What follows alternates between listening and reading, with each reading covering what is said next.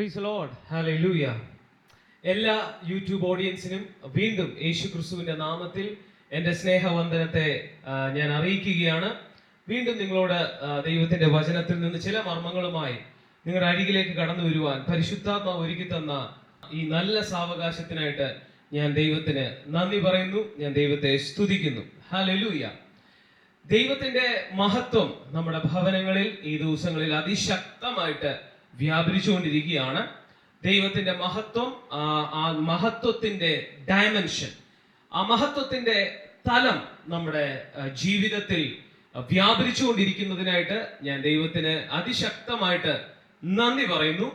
ഞാൻ വീണ്ടും നിങ്ങളെ ഓർപ്പിക്കട്ടെ, ആ മഹത്വ തലത്തിന്റെ ഡയമെൻഷനുകളെ, ആ മഹത്വ തലത്തിന്റെ റലത്തെ നിങ്ങൾ മെയിൻറ്റെയിൻ ചെയ്യുവാനായിട്ട് നിങ്ങൾ സമയമെടുക്കണം. നമ്മൾ നിരന്തരമായിട്ട് നമ്മുടെ ശുശ്രൂഷയിലൂടെ ആ മഹത്വ തലത്തെ കുറിച്ചാണ് പഠിപ്പിച്ചത്. ആ മഹത്വ തലം നമ്മുടെ ചുറ്റും നമുക്ക് നിലനിർത്താനായിട്ട് സാധിക്കും. അത് പൂർണ്ണമായിട്ടും നമ്മുടെ മേൽ ദൈവം തന്നിരിക്കുന്ന ഉത്തരവാദിത്തമാണ് എന്ന് മറക്കരുത്. അത് ഞാൻ നിങ്ങളെ ഇന്നൊന്നുകൂടെ ഓർമ്മിപ്പിക്കുവാനായിട്ട് ആഗ്രഹിക്കുകയാണ്. ദൈവം മഹത്വത്തിന്റെ തലത്തിൽ ആദാമിനെ ആക്കുകയും അതോടൊപ്പം തന്നെ അവനോട് ഒരു കാര്യം കൂടെ പറഞ്ഞു, നീ ഇതിനെ കാക്കണം, നീ ഇതിനെ പരിപാലിക്കണം. നമുക്ക് ആ വാക്യം ഒരു നിമിഷം ഒന്ന് പരിശോധിക്കാം. ഉൽപ്പത്തി 2-ാം അധ്യായം 15-ാമത്തെ വാക്യം നമുക്ക് ഒരു നിമിഷം വായിക്കാം. ഉൽപ്പത്തി 2-ാം അധ്യായം അതിന്റെ 15-ാമത്തെ വാക്യം നമുക്ക് ഒന്ന് വായിക്കാം. ദൈവം മനുഷ്യനെ കൂട്ടിക്കൊണ്ടുപോയി ഏദൻ തോട്ടത്തിൽ വേല ചെയ്യുവാനും അതിനെ കാപ്പാനും അവിടെ ആക്കി. അപ്പം ഏദൻ തോട്ടത്തിൽ എന്ന റലത്തിൽ മനുഷ്യനെ ആക്കിയിട്ട് എന്തൊക്കെയാണ് ചെയ്തത്? എന്തൊക്കെയാണ് തന്നോട് ആവശ്യപ്പെട്ടത്? വായിച്ചാട്ടെ. ദൈവം മനുഷ്യനെ കൂട്ടിക്കൊണ്ടുപോയി ഏദൻ തോട്ടത്തിൽ വേല ചെയ്യാനും അതിനെ കാപ്പാനും അവിടെ ആക്കി. അപ്പൊ ഡയമെൻഷനെയും റലത്തെയും കാക്കേണ്ടതും പരിപാലിക്കേണ്ടതും വേല ചെയ്ത് അല്ലെങ്കിൽ അതിൽ വർക്ക് ചെയ്ത് ആ ഡയമെൻഷനെ നിലനിർത്തേണ്ടതും മനുഷ്യന്റെ മേൽ ദൈവം കൊടുത്തിരുന്ന കർത്തവ്യമാണ്. ഹല്ലേലൂയ. ശബ്ദമുയർത്തി രാമയും പറഞ്ഞാട്ടെ. നിങ്ങൾ ആത്മാവിൽ വീണ്ടും ജനിച്ച മിനിറ്റിൽ നിങ്ങൾ ദൈവരാജ്യം എന്ന ഏദൻ തോട്ടത്തിന്റെ അകത്തേക്ക് നിങ്ങൾ വന്നു കഴിഞ്ഞു. ഹല്ലേലൂയ. എന്നാൽ ആ ഏദൻ തോട്ടത്തെ നിങ്ങൾക്ക് മെയിൻറ്റെയിൻ ചെയ്യാൻ പറ്റണം. ആ ഏദൻ എന്ന ആ അന്തരീക്ഷത്തെ, ഏദൻ എന്താണ്? ദൈവരാജ്യം എന്താണ്? അതൊരു അന്തരീക്ഷമാണ്. അതിനെ നിങ്ങൾക്ക് മെയിൻറ്റെയിൻ ചെയ്യാൻ പറ്റണം. ഒരു വാക്യം ഒന്ന് വായിച്ചാട്ടെ. യോഹന്നാന്റെ സുവിശേഷം അതിന്റെ 3-ാം അധ്യായം അതിന്റെ 3-ാമത്തെ വാക്യം. ജോൺ ചാപ്റ്റർ 3:3 നമുക്ക് ഒരു നിമിഷം ഒന്ന് വായിക്കാം. യേശു അവനോട്, ആമേൻ ആമേൻ ഞാൻ നിന്നോട് പറയുന്നു, പുതുതായി ജനിച്ചില്ല എങ്കിൽ ദൈവരാജ്യം കാണുവാൻ ആർക്കും കഴിയുകയില്ല എന്ന് ഉത്തരം പറഞ്ഞു. മതി. പുതുതായി ജനിക്കണം. വീണ്ടും ജനിച്ചില്ല എങ്കിൽ ദൈവരാജ്യം എന്ത് ചെയ്യാൻ പറ്റില്ല? കാണാൻ പറ്റത്തില്ല. ദൈവരാജ്യം എന്ന ഏദൻ തോട്ടത്തിൽ പ്രവേശിക്കാനും ഒരു വ്യക്തിക്ക് സാധ്യമാകത്തില്ല എന്ന് നിക്കോദേമോസ് എന്ന പ്രമാണിയോട് യേശു സംസാരിക്കുന്ന വാചകമാണ് നമ്മളിപ്പോ വായിച്ചത്. അപ്പം വീണ്ടും ജനിപ്പിച്ചു ദൈവം നിങ്ങളെ. ഹല്ലേലൂയ. എങ്ങനെയാ വീണ്ടും ജനിപ്പിച്ചതെന്ന് എഫെസ്യ ലേഖനത്തിലും ഒക്കെ എഴുതിയിട്ടുണ്ട്. കൃപയാൽ വിശ്വാസം മൂലം. എഫെസ്യ ലേഖനം 2-ാം അധ്യായത്തിൽ എഴുതിയിരിക്കുന്നു, നിങ്ങൾ കൃപയാൽ എന്ത് ചെയ്തു? വീണ്ടും ജനിച്ചു. എല്ലാവരും എന്റെ കൂടെ ചേർന്ന് പറഞ്ഞാട്ടെ, ഞാൻ കൃപയാൽ വീണ്ടും ജനിച്ചു. യോഹന്നാൻ 3:3 പ്രകാരം കൃപയാൽ വീണ്ടും ജനിച്ച നിങ്ങൾ ഒരന്തരീക്ഷത്തിലേക്കാണ് ജനിച്ചത്. ആ അന്തരീക്ഷത്തിന്റെ പേരാണ് ദൈവരാജ്യം. ചുരുടെ കയറി പറഞ്ഞാൽ ഗ്ലോറി റലം. അല്പം കൂടെ മനസ്സിലാക്കാൻ പറഞ്ഞാൽ ഒരു ഏദൻ തോട്ടം. ഹല്ലേലൂയ. ഒരു മത്സ്യത്തെ ആമേൻ ഒരാൾ സൃഷ്ടിച്ചിട്ട് അല്ലെങ്കിൽ ദൈവം സൃഷ്ടിച്ചിട്ട് അതിനെ തന്റെ അന്തരീക്ഷത്തിലാണ് കൊണ്ടിട്ടത്. മത്സ്യത്തെ സൃഷ്ടിച്ചിട്ട് ദൈവം അതിനെ കരയിലല്ല കൊണ്ട് വെച്ചത്, അതിനെ വെള്ളം എന്ന അന്തരീക്ഷത്തിന്റെ അകത്ത് കൊണ്ടിട്ടു. ഹല്ലേലൂയ. പറവയെ ദൈവം സൃഷ്ടിച്ചിട്ട് അതിനെ ആകാശവിധാനം എന്ന അന്തരീക്ഷത്തിൽ അതിനെ നിർത്തി, അതിനെ പ്ലേസ്മെന്റ് ചെയ്തു എന്ന് നമുക്ക് വായിക്കാം. അതുപോലെ തന്നെ മനുഷ്യനെ ദൈവം സൃഷ്ടിച്ചത് ഭൂമിയിലുള്ള സ്വർഗത്തിന്റെ അകത്താണ്. എല്ലാരും പറഞ്ഞാട്ടെ, എന്നെ ദൈവം സൃഷ്ടിച്ചത് ഭൂമിയിലല്ല, ഭൂമിയിലുള്ള സ്വർഗത്തിലാണ്. അതിന്റെ പേരാണ് ദൈവരാജ്യ അനുഭവം അല്ലെങ്കിൽ ഏദൻ എന്ന അന്തരീക്ഷം. അപ്പോ ആ ദൈവരാജ്യത്തിന്റെ ഉള്ളിൽ നിങ്ങൾ കൃപയാൽ വിശ്വാസം മൂലം പ്രവേശിച്ചു കഴിഞ്ഞു. എല്ലാവരും പറഞ്ഞാട്ടെ, കൃപയാൽ ഞാൻ പ്രവേശിച്ചു. കൃപ എന്ന് പറഞ്ഞാൽ എന്താണ്? ഒരു വാചകത്തിൽ പറഞ്ഞ കൃപ എന്ന് പറഞ്ഞാൽ അർഹിക്കാത്ത ദാനമാണ്.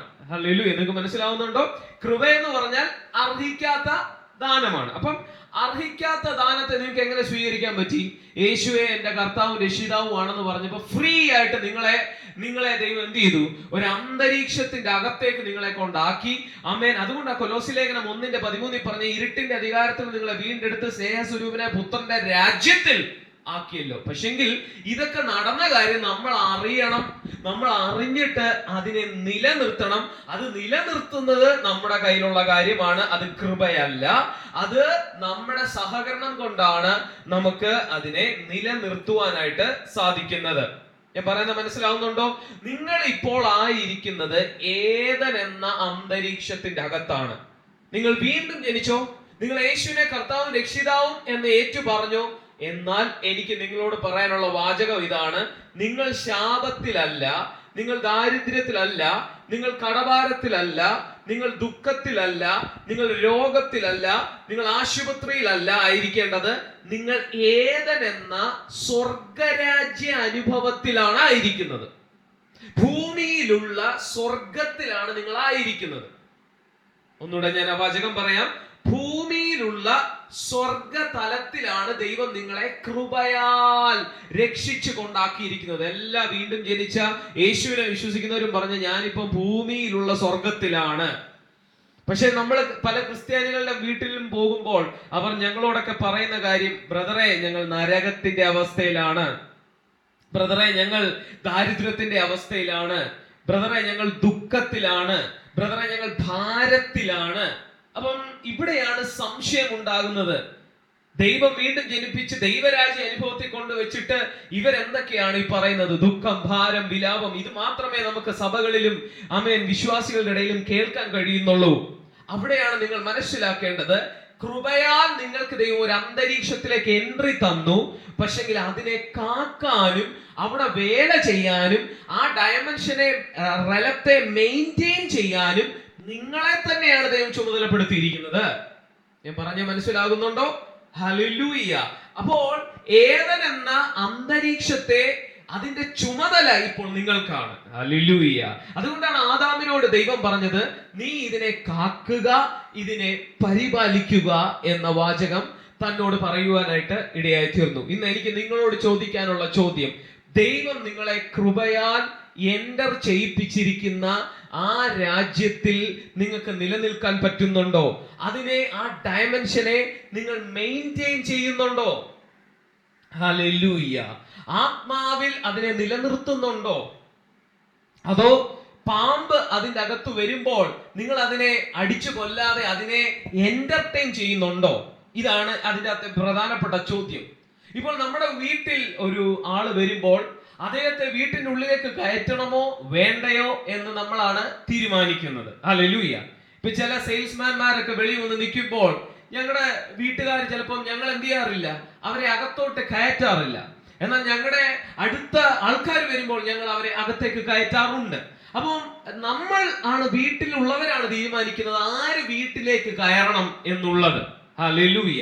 ഇന്ന് നിങ്ങളെ ആക്കിയിരിക്കുന്ന ആ ദൈവരാജ്യ അന്തരീക്ഷത്തെ കുറിച്ച് നിങ്ങൾക്ക് ഭയങ്കര ബോധ്യവും ഉറപ്പും വേണം. പക്ഷെ രണ്ടാമത്തെ കാര്യം നിങ്ങൾ ശ്രദ്ധിക്കണം, ആ അന്തരീക്ഷത്തെ കാക്കാനും നിയന്ത്രിപ്പാനും അതിനെ മെയിൻറ്റെയിൻ ചെയ്യുവാനും അതിൽ വേല ചെയ്യാനും ആ അന്തരീക്ഷത്തെ സൂക്ഷിക്കാനും ദൈവം നിങ്ങളെ തന്നെ ചുമതലപ്പെടുത്തിയിരിക്കുകയാണ്.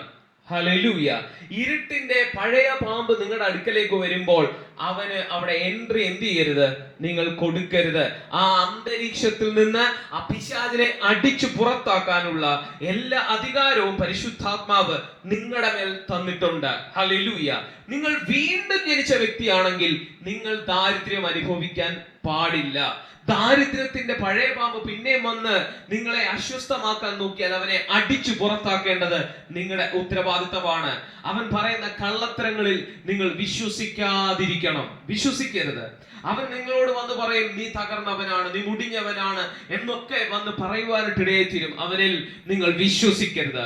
ഇന്ന് മഹത്വതലത്തിൽ ജീവിക്കുന്ന ഓരോ വ്യക്തിയോടും പരിശുദ്ധാത്മാവ് പ്രവചിച്ചു പറയുന്നു, പിശാചിൽ വിശ്വസിക്കരുത്.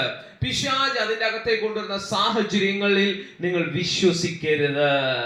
നിങ്ങൾ ആ അന്തരീക്ഷത്തിലാണെങ്കിൽ പിശാച് കൊണ്ടുവരുന്ന എല്ലാ സാഹചര്യങ്ങളും ആ അന്തരീക്ഷത്തിൽ ഫലമില്ലാത്തതായി മാറിക്കോളും. അത് ഓട്ടോമാറ്റിക് ആണ്.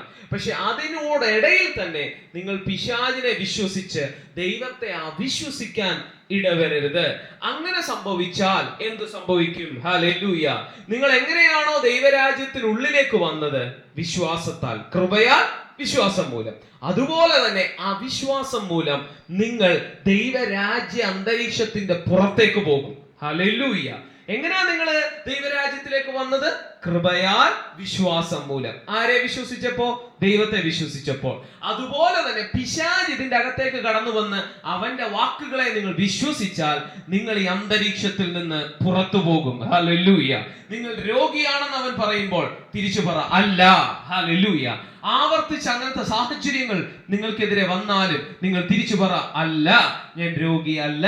കടബാധ്യത നിങ്ങൾക്കെതിരെ അവൻ കൊണ്ടുവന്നാലും നിങ്ങൾ വിളിച്ചു പറ ഞാൻ കടബാധ്യതയിലല്ല, ഞാൻ ക്രിസ്തുവിലാണ്, ഞാൻ ദൈവരാജ്യത്തിലാണ്, ഞാൻ സമ്പന്നനാണ്, ഞാൻ ദരിദ്രനല്ല. സംശയം നിങ്ങൾക്കെതിരെ വരുമ്പോൾ, ഡിപ്രഷൻ നിങ്ങൾക്കെതിരെ വരുമ്പോൾ, മാനസിക തകർച്ചകൾ നിങ്ങൾക്കെതിരെ വരുമ്പോൾ നിങ്ങൾ വിളിച്ചു പറയണം അതല്ല ഞാനൊരു പുതിയ സൃഷ്ടിയാണ്, പഴയതെല്ലാം കഴിഞ്ഞുപോയി, ഞാൻ പുതിയൊരു രാജ്യത്തിലാണ്. അപ്പോൾ ദൈവത്തിന്റെ വാക്കിലുള്ള വിശ്വാസത്താൽ നിങ്ങൾക്ക് നിങ്ങളുടെ അന്തരീക്ഷത്തിൽ തുടരാൻ പറ്റും. അവൻ നിങ്ങളുടെ അടുക്കലേക്ക് വീണ്ടും വന്ന് പറയും നീ പാപിയാണ്, നീ ദോഷിയാണ്, നിന്നെ കൊണ്ടൊന്നിനും കഴിയത്തില്ല. അങ്ങനെ പറയുമ്പോൾ തിരിച്ചു പറയണം ഇല്ല, ഞാൻ പാപിയല്ല, ഞാൻ ദൈവത്തിന്റെ നീതിയാണ്, ഞാൻ ദൈവപുത്രനാണ്, ഞാൻ പാപിയല്ല, ഞാൻ ദൈവപുത്രനാണ്, ഞാൻ ദൈവത്തിന്റെ DNA ആണ്. അപ്പോ വചനത്തിലുള്ള നിങ്ങളുടെ വിശ്വാസം, ദൈവവുമായിട്ടുള്ള നിങ്ങളുടെ ബന്ധവും സഹവാസവുമാണ് ഇതിന്റെ അകത്തുള്ള നിങ്ങളുടെ എത്ര നാൾ നിങ്ങൾ ഇതിന്റെ അകത്ത് തുടരും, ഈ അന്തരീക്ഷത്തിൽ തുടരും എന്നത് തീരുമാനിക്കുന്നത്. ഹല്ലേലൂയ. ആദാമിനോട് ഓരോ സായാഹ്നത്തിലും ഇറങ്ങി വന്ന് സംസാരിക്കുന്ന ദൈവം ആ ഏദൻ തോട്ടത്തിൽ ഉള്ളതായിട്ട് നമുക്ക് കാണുവാനായിട്ട് സാധിക്കും. ആ ശബ്ദം കേട്ടുകൊണ്ടേയിരിക്കണം. ഇല്ല എന്നുണ്ടെങ്കിൽ ഈ അന്തരീക്ഷം നിങ്ങൾക്ക് നഷ്ടമായി പോകും. ഹല്ലേലൂയ. പിശാചിനെ നിങ്ങൾ വിശ്വസിച്ചാൽ ഈ അന്തരീക്ഷത്തിൽ നിങ്ങൾ പുറത്താകും. ദൈവത്തെ നിങ്ങൾ വിശ്വസിച്ചു കൊണ്ടിരുന്നാൽ ഈ അന്തരീക്ഷത്തിൽ നിങ്ങൾക്ക് തുടരാൻ കഴിയും. കാരണം ഈ അന്തരീക്ഷത്തിലേക്ക് എങ്ങനെയാ കയറിയത്? കൃപയാൽ, വിശ്വാസം മൂലമാണ്. ഹല്ലേലൂയ. ഈ അന്തരീക്ഷത്തിൽ നിന്ന് നിങ്ങൾ പുറത്താകുന്നത് എപ്പോഴാണ്? നിങ്ങൾ കൃപയെ മറന്ന് പിശാചിനെ വിശ്വസിക്കുമ്പോൾ. ഹല്ലേലൂയ. ഇന്ന് പിശാചിനോട് വിളിച്ചു പറ കള്ള പിശാചേ, നീ തോറ്റവനാണ്, നീ തകർന്നവനാണ്, നീ ദരിദ്രനാണ് എന്ന് അവനോട് വിളിച്ചു പറ. ഇന്ന് നിങ്ങളുടെ സാഹചര്യങ്ങൾ, അവനെതിരെ കൊണ്ടുവന്നിരിക്കുന്ന സാഹചര്യങ്ങളെ നിങ്ങൾ വിശ്വസിക്കരുത്. നിങ്ങൾ ദൈവത്തിന്റെ വചനത്തിൽ വിശ്വസിക്കുക. ദൈവം നിങ്ങളെ ആക്കിയ അന്തരീക്ഷത്തെ കുറിച്ച് ഉറപ്പുള്ളവനായിരിക്കുക. ആ ഉറപ്പ് നിങ്ങൾ പിശാചിനോട് തിരിച്ചു പറയുക. ഇന്നത്തെ നിങ്ങളുടെ അന്തരീക്ഷം ദാരിദ്ര്യത്തിൻ്റെതായിരിക്കാം, അത് പറയരുത്. ആമേൻ, ഞാൻ ദരിദ്രനാണ്, ഞാൻ നാളെ ലോൺ എടുക്കാൻ പോകുകയാണ് എന്ന് നിങ്ങൾ പറയരുത്. നിങ്ങൾ ആയിരിക്കുന്ന അന്തരീക്ഷത്തിൽ ദൈവവചനത്താൽ അതിനെ ഓണാക്കുക. ഹല്ലേലൂയ. സർവ്വതും ഓണായത് എപ്പോഴാണ്? ദൈവം തന്റെ വാക്ക് സംസാരിച്ചപ്പോൾ, പരിശുദ്ധാത്മാവ് അതിന്റെ മേൽ ഊടാടി സഞ്ചരിച്ചപ്പോൾ, അപ്പോഴാണ് അന്തരീക്ഷങ്ങൾ പാഴും ശൂന്യവുമായത് മാറിയത്. അപ്പോഴാണ്. അതുപോലെ തന്നെ ഈ അന്തരീക്ഷത്തിന്റെ അകത്ത് നിങ്ങൾ വചനം, ദൈവം പറഞ്ഞത് പറഞ്ഞുകൊണ്ടേയിരിക്കുമ്പോൾ അത് ഉണ്ടായി വരും. എന്നാൽ ഇതിന്റെ ഇടയ്ക്ക് പിശാച് പറഞ്ഞത് നിങ്ങൾ വിശ്വസിക്കുമ്പോൾ ആമേൻ, അത് നഷ്ടപ്പെടുവാനായിട്ട് ഇടയായിത്തീരും. ഒരിക്കലും അത് സംഭവിക്കരുത്, ഒരിക്കലും അത് സംഭവിക്കരുത്. നിങ്ങൾ ദൈവരാജ്യത്തിലാണ്, നിങ്ങൾ ശാപത്തിലല്ല, നിങ്ങൾ ദാരിദ്ര്യത്തിലല്ല, നിങ്ങൾ കടബാധിതയിലല്ല, നിങ്ങൾ ദുഃഖത്തിലല്ല, നിങ്ങൾ വിലാപത്തിലല്ല, നിങ്ങൾ തകർന്നവനല്ല, നിങ്ങൾ കടബാധ്യതയിലല്ല, നിങ്ങൾ പാപിയല്ല, നിങ്ങൾ ദോഷിയല്ല, നിങ്ങൾ കൃമിയല്ല, നിങ്ങൾ പുഴുവല്ല. ഇതാണ് സത്യം.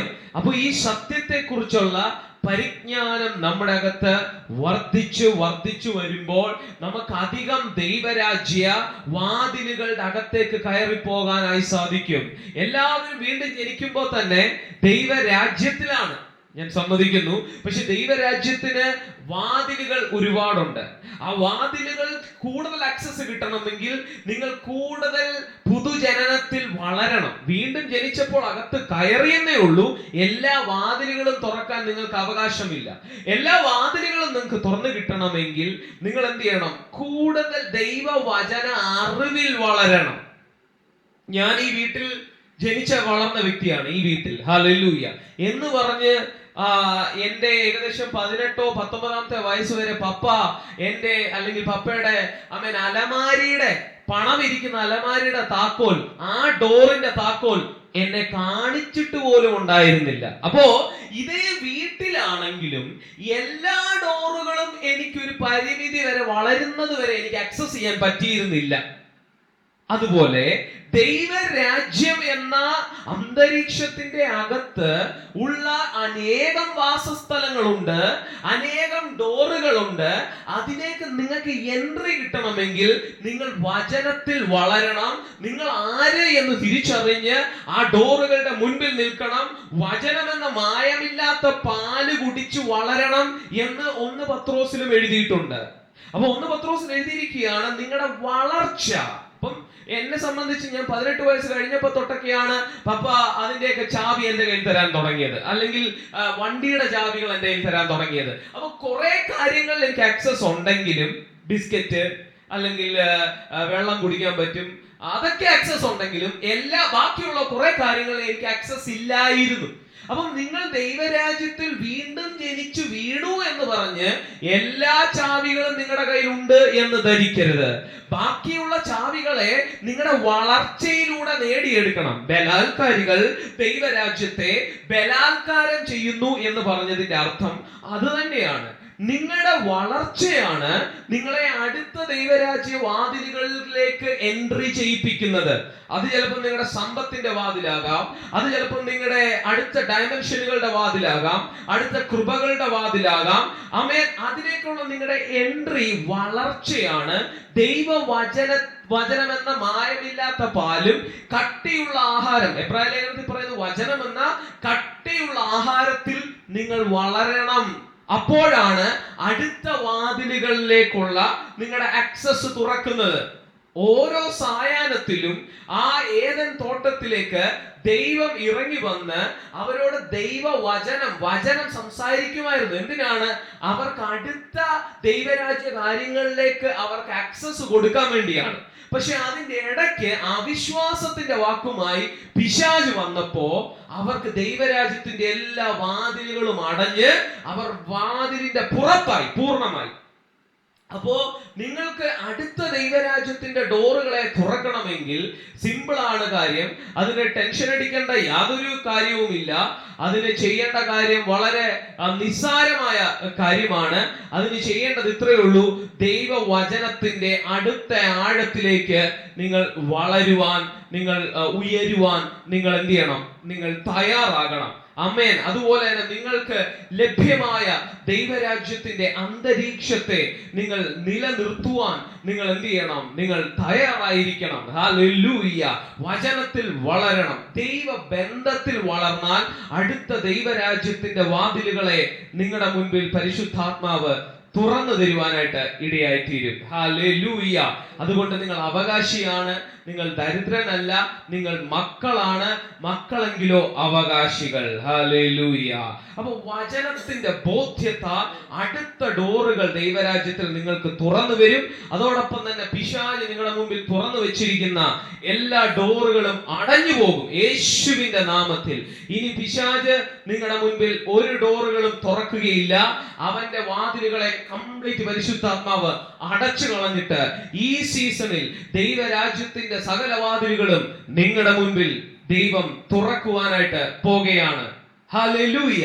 അത് വിശ്വസിക്കുന്നവർ ശബ്ദമുയർത്തി ഒരു ആമീൻ പറഞ്ഞാട്ടെ. ഞാൻ നിങ്ങൾക്ക് വേണ്ടി ഒരു വാക്ക് പ്രാർത്ഥിക്കാനായി പോവുകയാണ്. പരിശുദ്ധാത്മാവേ, ഈ വചനം ശ്രവിച്ച ഓരോ വ്യക്തികളും ദൈവരാജ്യ അനുഭവത്തിൽ വളരട്ടെ. ദൈവരാജ്യം എന്ന ക്ലൈമറ്റിന്റെ അകത്ത് വളരട്ടെ. അതിലെ പുതിയ ഡോറുകൾ ആക്സസ് ചെയ്യട്ടെ. അതിലെ ആഴങ്ങളിലേക്ക് പോകട്ടെ. അടുത്ത ബ്ലെസ്സിങ്ങിലേക്ക് പോകട്ടെ. യേശുവിൻ നാമത്തിൽ തന്നെ ആമേൻ. ഹല്ലേലൂയ. പ്രത്യേകം നിങ്ങൾ അറിയുന്നത് പോലെ നമ്മുടെ സൺഡേ സർവീസുകൾ തിരുവനന്തപുരത്ത് 10 മണിക്ക് ബോബൻ റെസിഡൻസി തമ്പാനൂർ വെച്ച് നടക്കുകയാണ്. അതിലേക്ക് നിങ്ങളെ ഓരോ വ്യക്തികളെയും ഞങ്ങൾ സ്വാഗതം ചെയ്യുന്നു. ഈ ശുശ്രൂഷകൾ നിങ്ങൾക്ക് സപ്പോർട്ട് ചെയ്യണം താല്പര്യമുണ്ടെങ്കിൽ താഴെ കാണുന്ന നമ്പറുകളിൽ ഞങ്ങളെ വിളിക്കാം.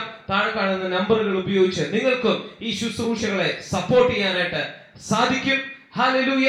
നിങ്ങൾക്ക് ഓരോരുത്തർക്കും ആർക്കെങ്കിലും എന്തെങ്കിലും എന്നോട് പ്രാർത്ഥന പോലെ ആവശ്യങ്ങളുണ്ടെങ്കിൽ നിങ്ങൾക്ക് എന്നെ വിളിക്കാം. അതിനായിട്ട് താഴെ കാണുന്ന നമ്പറുകൾ ഉപയോഗിക്കാം. ദൈവം നിങ്ങളെ സഹായിക്കട്ടെ. God bless you. ആമേൻ.